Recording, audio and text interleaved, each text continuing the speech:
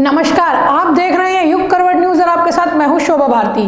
पेश है आज का हमारा न्यूज बुलेटिन। आइए नजर डालते हैं आज की हेडलाइंस पर। सीबीएसई की 10वीं की परीक्षा रद्द, 12वीं की परीक्षा जून तक के लिए स्थगित। प्रधानमंत्री की बैठक में लिया गया अहम फैसला। मुख्यमंत्री योगी आदित्यनाथ भी नहीं बच पाए कोरोना के कहर से, खुद ट्वीट कर बताया हो गया हूं कोरोना पॉजिटिव। मुख्यमंत्री से पहले पूर्व मुख्यमंत्री अखिलेश यादव भी हुए कोरोना पॉजिटिव। रविवार को ही की थी संक्रमित नरेंद्र गिरी से मुलाकात। यूपी में कोरोना का कहर जारी, कई शहरों में बिगड़े हालात। हाई कोर्ट ने योगी सरकार को लॉकडाउन लगाने पर विचार करने को कहा। और संविधान निर्माता बाबा साहेब की 130वीं जयंती पर राजनीतिक दलों के कार्यकर्ताओं ने दी अपनी श्रद्धांजलि, उनके बताए रास्ते पर चलने का लिया संकल्प। केंद्रीय माध्यमिक शिक्षा बोर्ड यानी सीबीएसई ने 10वीं की परीक्षा रद्द कर दी है, जबकि 12वीं की परीक्षाएं स्थगित कर दी गई हैं। प्रधानमंत्री के साथ शिक्षा मंत्रियों की बैठक में यह अहम फैसला लिया गया।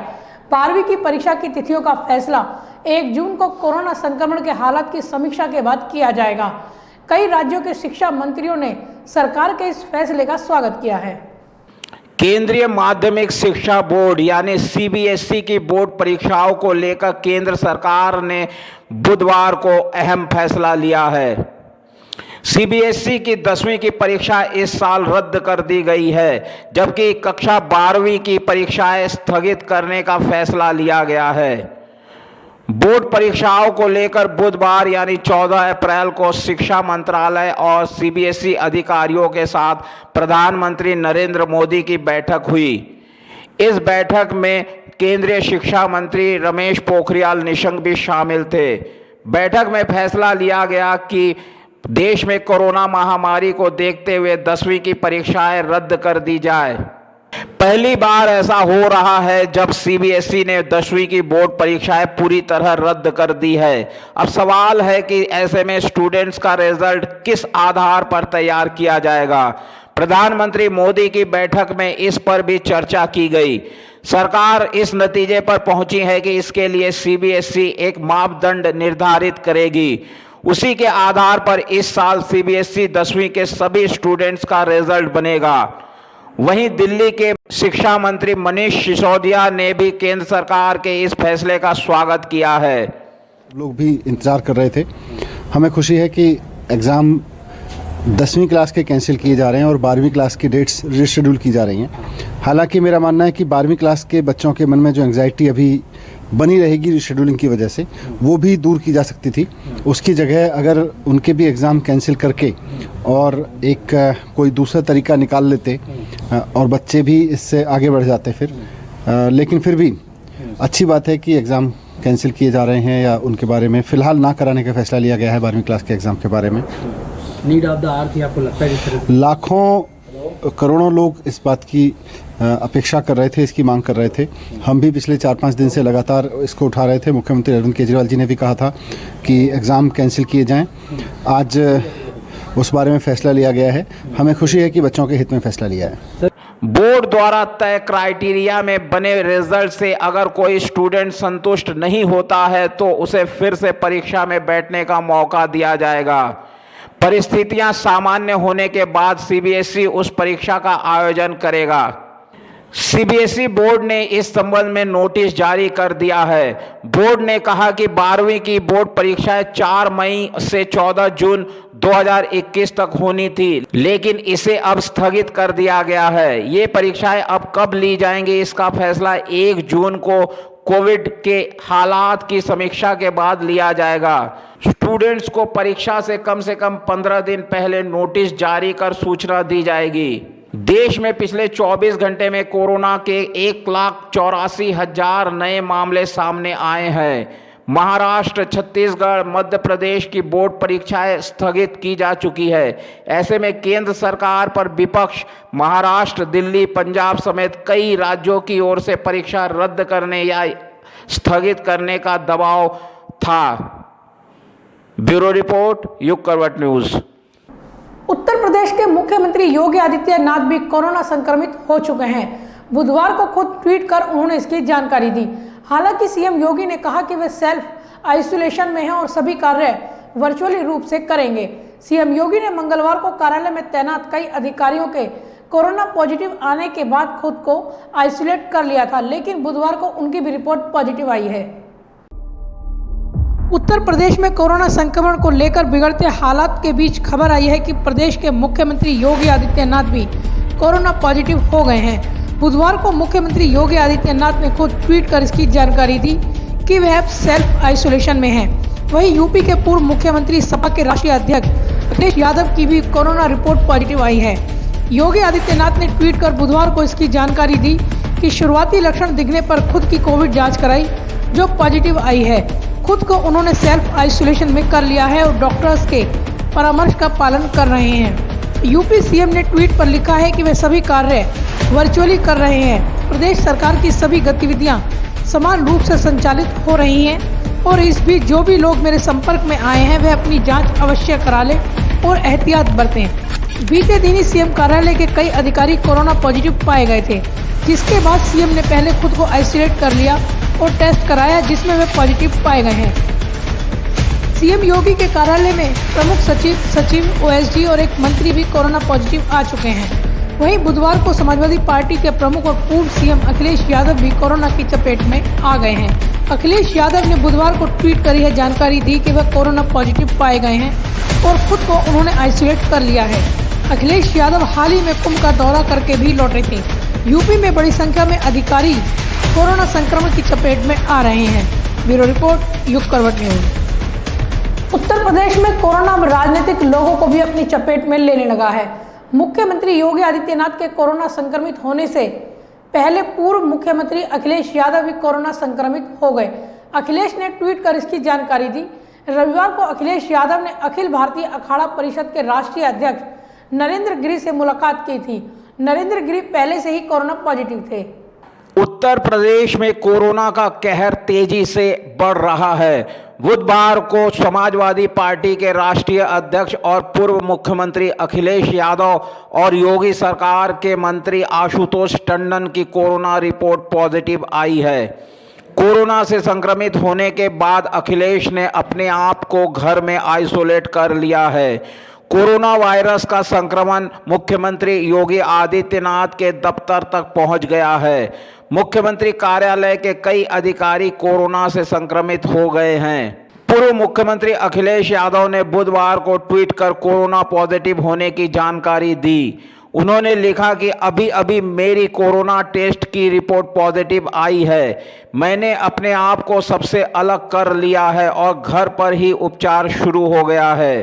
पिछले कुछ दिनों में जो लोग मेरे संपर्क में आए हैं उन सबसे विनम्र आग्रह है कि वह भी जांच करा ले। उन सभी से कुछ दिनों तक आइसोलेशन में रहने की विनती भी है। अखिलेश यादव ने रविवार को अखिल भारतीय अखाड़ा परिषद के राष्ट्रीय अध्यक्ष नरेंद्र गिरी से मुलाकात की थी। नरेंद्र गिरी की कोरोना रिपोर्ट पॉजिटिव आई थी।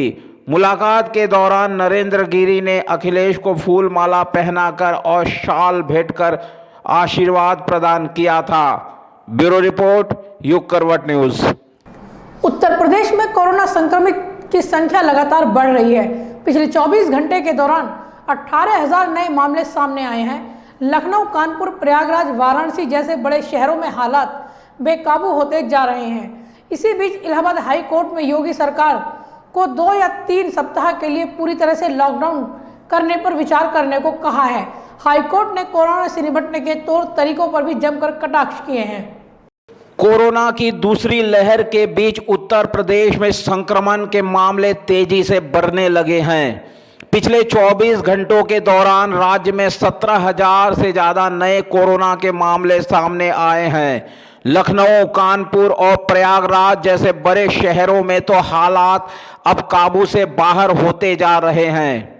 इस बीच इलाहाबाद हाई कोर्ट ने योगी सरकार को सलाह दी है कि वह अधिक प्रभावित शहरों में 2 या 3 हफ्ते के लिए पूरी तरह लॉकडाउन लगाने का विचार करे। इतना ही नहीं, कोर्ट ने सरकार को महामारी के 1 साल बाद भी स्वास्थ्य सुविधाएं दुरुस्त न कर पाने के लिए जमकर फटकार लगाई है। इलाहाबाद हाईकोर्ट ने राज्य में खराब स्वास्थ्य व्यवस्थाओं के मुद्दे पर योगी सरकार की जमकर खिंचाई की है। कोर्ट ने कहा कि कोरोना की पहली लहर आए हुए 1 साल से ज्यादा समय हो गया है, लेकिन राज्य में स्वास्थ्य ढांचा अब तक सुधर नहीं पाया है। जस्टिस सिद्धार्थ वर्मा और जस्टिस अजीत कुमार की बेंच ने कहा कि सरकार कोरोना के इलाज के लिए फील्ड हॉस्पिटल यानी खुले मैदान में अस्पताल शुरू कराए, वहां मरीजों के इलाज की व्यवस्था की जाए। न्यायालय ने सरकार को अलर्ट रहने के लिए भी कहा है, साथ ही ट्रैकिंग, टेस्टिंग और ट्रीटमेंट योजना पर तेजी से काम करने को कहा है। न्यायालय की खंडपीठ ने कहा कि नाइट कर्फ्यू या कोरोना कर्फ्यू संक्रमण का फैलाव रोकने के लिए छोटे कदम है। नदी में तूफान आता है तो बाद उसे रोक नहीं पाते हैं, फिर भी हमें संक्रमण को रोकने का प्रयास करना चाहिए। दिन में भी गैर जरूरी यातायात को नियंत्रित करना चाहिए। जीवन रहेगा तभी सब कुछ है। इतना ही नहीं, कोर्ट ने निर्देश दिया है कि धार्मिक आयोजनों में 50 से ज़्यादा लोगों को इकट्ठा न होने दिया जाए। हाईकोर्ट ने कोरोना गाइडलाइंस को सभी जिलों में सख्ती से लागू करने को कहा है। इस पर सरकार से 19 अप्रैल तक जवाब मांगा गया है। ब्यूरो रिपोर्ट, युग करवट न्यूज़। संविधान निर्माता बाबा साहेब डॉक्टर भीमराव अंबेडकर की 130वीं जयंती पर भाजपा कार्यकर्ताओं ने नवयुग मार्केट स्थित उनकी प्रतिमा पर माल्यार्पण किया।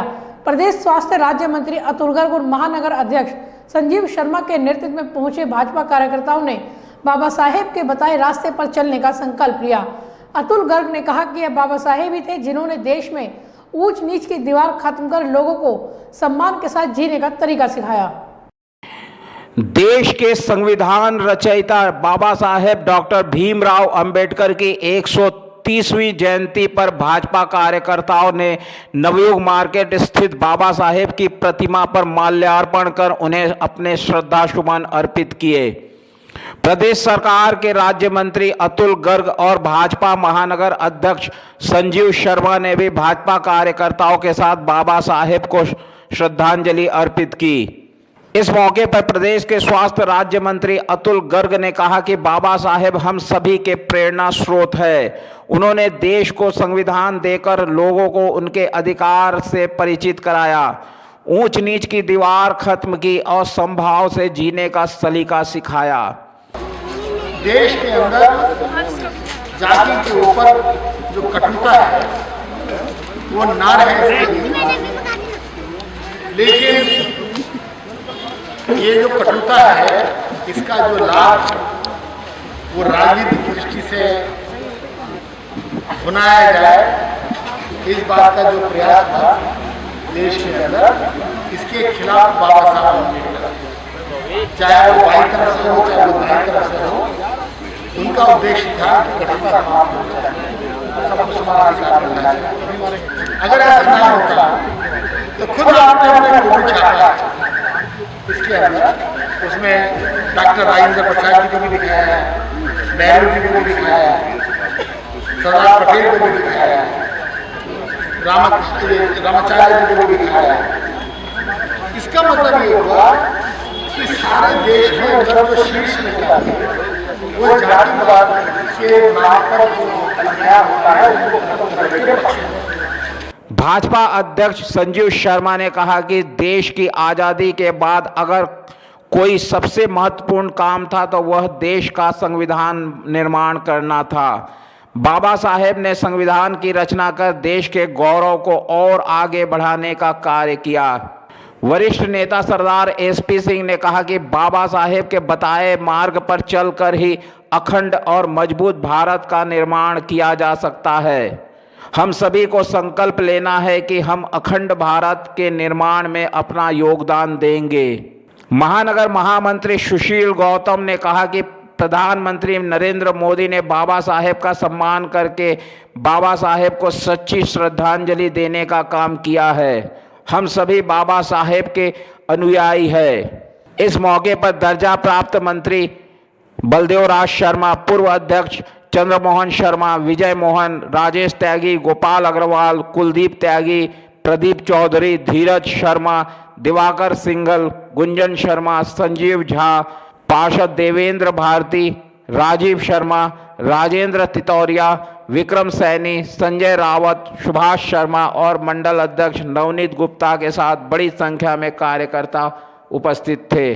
ब्यूरो रिपोर्ट, युग करवट न्यूज। संविधान निर्माता भारत रत्न बाबा साहेब डॉक्टर भीमराव अंबेडकर की जयंती पर कांग्रेस और समाजवादी पार्टी के कार्यकर्ताओं ने भी माल्यार्पण कर अपने श्रद्धा सुमन अर्पित किए। हिंदू रक्षा दल के कार्यकर्ताओं ने भी बाबा साहेब की 130वीं जयंती पर उन्हें श्रद्धांजलि दी।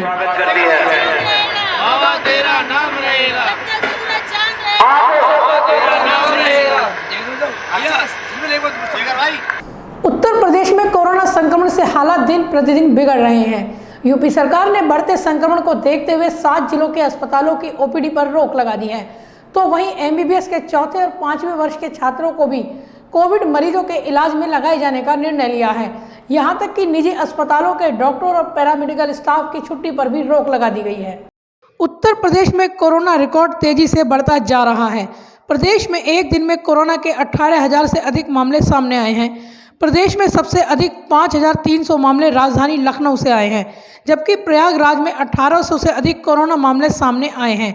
यूपी में रेमडेसिविर इंजेक्शन की कमी को देखते हुए सीएम योगी आदित्यनाथ ने अहमदाबाद से 25,000 डोज मंगवाई हैं, जो बुधवार शाम तक वायुयान से पहुंचने की संभावना है। कोरोना के बढ़ते मामले को देखते हुए लखनऊ, कानपुर, प्रयागराज, गोरखपुर, आगरा सहित 7 जिलों में सामान्य ओपीडी बंद कर सिर्फ कोरोना संक्रमित मरीजों का इलाज किया जाएगा। बढ़ते मरीजों की संख्या को देखते हुए यूपी सरकार ने मरीजों के इलाज के लिए एमबीबीएस के 4थे और 5वें वर्ष के छात्रों को भी कोविड ड्यूटी पर लगाए जाने का निर्देश दिया है। साथ ही सभी निजी अस्पतालों के डॉक्टर और पैरामेडिकल स्टाफ की छुट्टी लेने पर भी पूरी तरह से रोक लगा दी है। उत्तर प्रदेश में 12 से अधिक आईएएस अधिकारी कोरोना संक्रमित मिले हैं। संक्रमण सीएम योगी के कार्यालय तक पहुंच गया है। खुद सीएम योगी भी कोरोना पॉजिटिव पाए गए हैं। उनके प्रमुख सचिव पीएस गोयल, सीएम के सचिव अमित सिंह, ओएसडी अभिषेक कौशिक के अलावा सरकारी आवास के 2 स्टाफ भी कोरोना की चपेट में आ चुके हैं। इतना ही नहीं, यूपी सरकार के मंत्री आशुतोष टंडन भी कोरोना पॉजिटिव पाए गए हैं। पिछले 24 घंटे में यूपी में 18,021 नए मामले दर्ज किए गए हैं, तो वहीं 3,374 मरीज डिस्चार्ज हुए हैं। पिछले 24 घंटे में यूपी में 85 मरीजों की मौत संक्रमण के चलते हुई है, तो वहीं वर्तमान में एक्टिव मरीजों की संख्या 95,980 है। यूपी के 14 जिलों में कोरोना संक्रमण की स्थिति सबसे ज़्यादा भयावह है। गाजियाबाद जिले में भी पिछले 24 घंटे में 199 नए संक्रमण के मामले दर्ज किए गए हैं। महज 5 दिन में ही संक्रमण के मामले 70 से 200 तक पहुंच गए हैं। जिले में 182 कंटेनमेंट जोन बनाए गए हैं। गाजियाबाद के साहिबाबाद क्षेत्र में सबसे अधिक कंटेनमेंट जोन है, तो वहीं महानगर क्षेत्र में कविनगर क्षेत्र हॉट स्पॉट बना हुआ है। ब्यूरो रिपोर्ट, युग करवट न्यूज़। हापुड़ में एक बुजुर्ग ने स्वास्थ्य विभाग पर कोरोना वैक्सीन की जगह रेबीज का इंजेक्शन लगाने का आरोप लगाया है। 61 वर्षीय बुजुर्ग सामुदायिक केंद्र पर कोरोना वैक्सीन लगवाने पहुंचे थे, लेकिन आरोप है कि वैक्सीन की जगह रेबीज का इंजेक्शन लगा दिया गया। वहीं सीएमओ ने बुजुर्ग के आरोप का खंडन किया है। उनका कहना है कि पर्ची पर रेबीज का इंजेक्शन लगाने की बात लिखी थी। हापुड़ जिले के धौलाना थाना क्षेत्र के सपनावत निवासी एक बुजुर्ग ने सामुदायिक स्वास्थ्य केंद्र के कर्मचारी पर कोरोना वैक्सीन की जगह रेबीज का इंजेक्शन लगाने का आरोप लगाया है। वहीं सीएमओ का कहना है कि बुजुर्ग रेबीज के इंजेक्शन लगवाने ही आया था। उसकी पर्ची पर यही लिखा था, रेबीज के साथ कोरोना का टीका नहीं लगाया जा सकता है। 61 वर्षीय जयवीर सिंह 7 अप्रैल को गांव के शहीद मेजर महेंद्र सिंह सिसोदिया सामुदायिक स्वास्थ्य केंद्र पर कोरोना वैक्सीन लगवाने गए थे। आरोप है कि उन्हें कोरोना वैक्सीन की जगह रेबीज का इंजेक्शन लगा दिया गया तथा पर्ची पर अगली तिथि लिखकर दे दी गई। मंगलवार को जब वे अस्पताल पहुंचे तो उन्हें इसकी जानकारी हुई। मैंने कोरोना का इंजेक्शन लगवाने को गया। मैंने कही कोरोना के इंजेक्शन लग रहे हैं? वो बोला कहे हाँ लग रहे हैं। उनकी तो मेरे लगा दो। कहे ये को ले आओ सिरिंज। मैं बोला उनकी सिरिंज तो अस्पताल में मिला है। कहे नहीं कुत्ते वाली सिरिंज लिया। जब उसने 2 बार के ही मैं लिया उनकी कुत्ते वाली काहे को मंगाई है? कुत्ते वाली सू थोड़ी लगे कोरोना का। तुम डॉक्टर हो या मैं डॉक्टर हूँ? अच्छा। और उसको इंजेक्शन लगा दिया। फिर उसने 3 तारीख दी, 3 दिन के आगे पीछे की। मैं बोला मन के 3 दिन में थोड़ी लगाई तो 4 हफ्ता के बाद में लगाया। क्या चुप रहो, तुम डॉक्टर हो, मैं डॉक्टर हूँ। अच्छा। वहीं मुख्य चिकित्सा अधिकारी डॉक्टर रेखा शर्मा का कहना है कि अस्पताल में बुजुर्ग रेबीज का इंजेक्शन लगवाने ही आया था। उनकी पर्ची पर यही लिखा हुआ है। इसी के आधार पर उन्हें रेबीज का इंजेक्शन लगाया गया। रेबीज इंजेक्शन के साथ कोरोना का टीका नहीं लगाया जा सकता है। ब्यूरो रिपोर्ट, युग करवट न्यूज। बुधवार को गाजीपुर बॉर्डर पर किसानों ने डॉक्टर भीमराव अंबेडकर की जयंती मनाई। भारतीय किसान यूनियन के राष्ट्रीय प्रवक्ता राकेश टिकैत व भीम आर्मी के संस्थापक चंद्रशेखर रावण ने भी डॉक्टर भीमराव अंबेडकर की प्रतिमा पर पुष्प अर्पित कर उनके संघर्षों को याद किया। किसान नेताओं ने किसानों से अपील की कि वे अपनी मांग पूरी होने तक आंदोलन में डटे रहेंगे। इस दौरान युवा कलाकारों ने डॉक्टर अंबेडकर के जीवन पर आधारित गीत भी प्रस्तुत किए।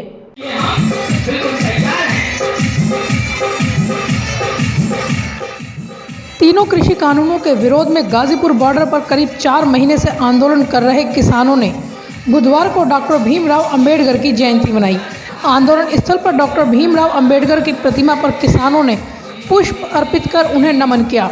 बड़ी संख्या में युवा गाजीपुर बॉर्डर पर डॉक्टर अंबेडकर की जयंती मनाने पहुंचे, तो वहीं युवा कलाकारों ने भी अपने गीतों के माध्यम से डॉक्टर अंबेडकर को श्रद्धांजलि दी।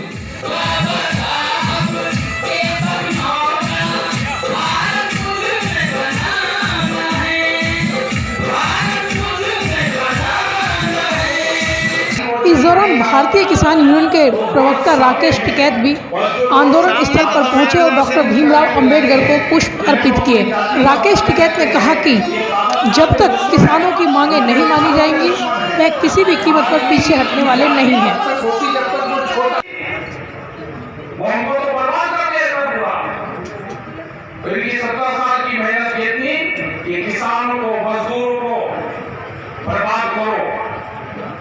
इस देश को लूटने का काम करो, इस देश को अनाज को लूटो, इस देश के जो खाद्यान्न संपदा है उसको लूटो, उसमें कुछ लोगों का अपना अधिकार उस पर जमाओ। नेताओं को एक घोषित कर्फ्यू के अंदर कैद में मत करो। ये भी आपको आंदोलन चलाना पड़ेगा। ये जो बीजेपी वाले कह रहे हैं कि हमारी सरकार, अरे तुम तो अपनी पार्टी को जाओ, सरकार की बात छोड़ दो। तुम्हारी कहां सरकार है?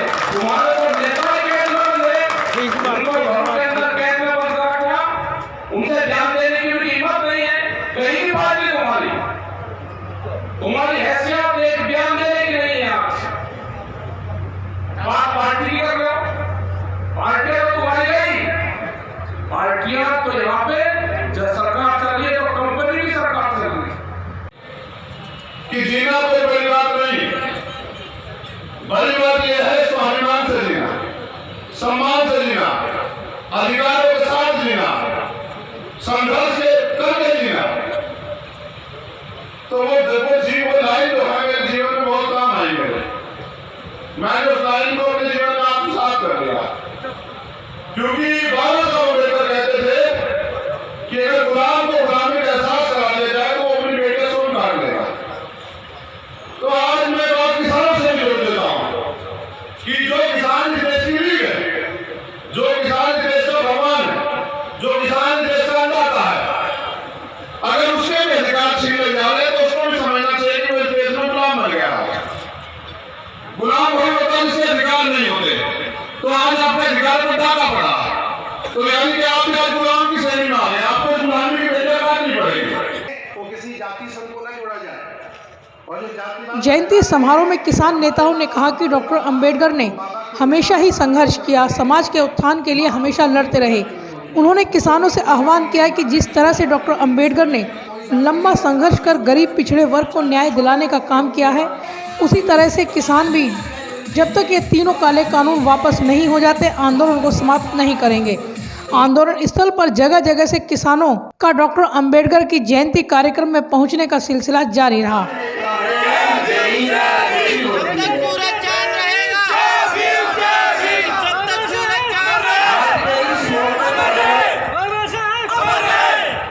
ब्यूरो रिपोर्ट, युग करवट न्यूज। तो फिलहाल आज के लिए बस इतना ही। गाजियाबाद और आसपास की खबरों के लिए देखते रहिए युग करवट और विस्तार से खबरों को जानने के लिए पढ़िए युग करवट न्यूज़पेपर। सब्सक्राइब कीजिए युग करवट। नमस्कार।